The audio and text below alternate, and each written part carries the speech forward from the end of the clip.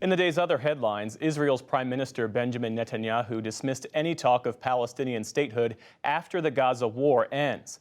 That laid bare a deep division with U.S. policy, but the Prime Minister said he's made his stance clear to Washington.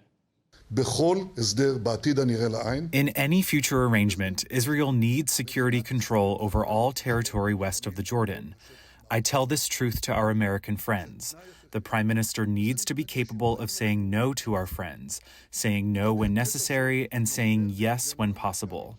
In response, the State Department underscored the U.S. stance that post-war planning must include a state for Palestinians.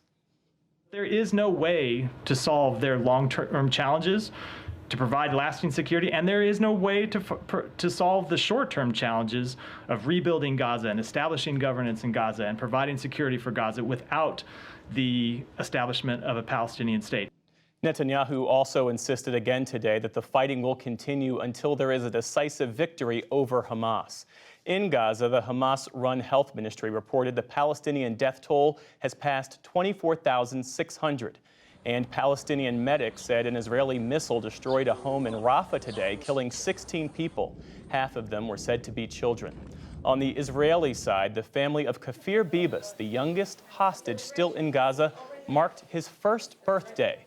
They've had no word of him since his abduction. The U.S. military has hit Houthi rebels in Yemen for the 5th time, knocking out 2 anti-ship missiles.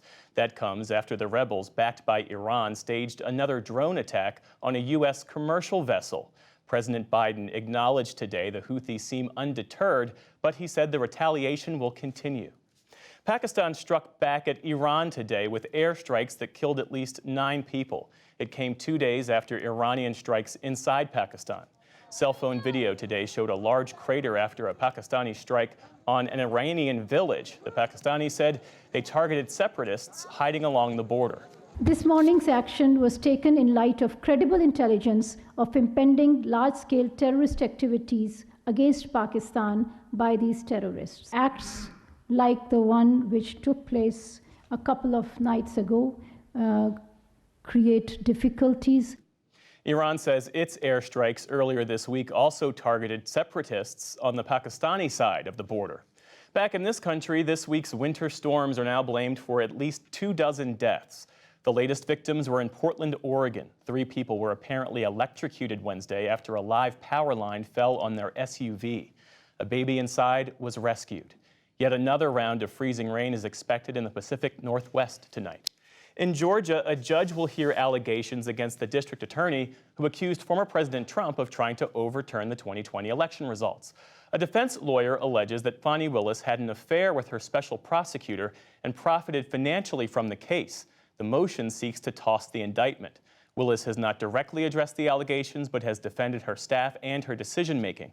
The hearing will be next month. Severe drought in Panama is forcing authorities there to cut shipping traffic through the Panama Canal by 36%.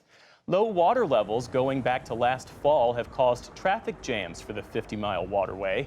It's one of the world's most vital routes for international trade. Canal administrators say they hope conditions will improve when the rainy season starts in May. And on Wall Street, stocks recouped some losses, with big tech leading the way. The Dow Jones Industrial Average gained 202 points to close at 37,468. The Nasdaq also added 200 points, more than 1%. The S&P 500 rose 41. And Spelman College in Atlanta has received the largest single gift ever made to a historically black college. A billionaire couple, Rhonda Stryker and William Johnston, announced today they're donating $100 million to the women's school. Most of the money will endow scholarships. And still to come on the NewsHour, a bipartisan deal would expand the child tax credit to provide relief to struggling families. The Biden administration considers whether to ban menthol cigarettes. The demand for women-focused tourism rises as more women take solo trips abroad. And author Michelle Norris discusses her new book on how Americans see their race and identity. This is the PBS NewsHour from WETA Studios in Washington and in the West from the Walter Cronkite School of Journalism at Arizona State University.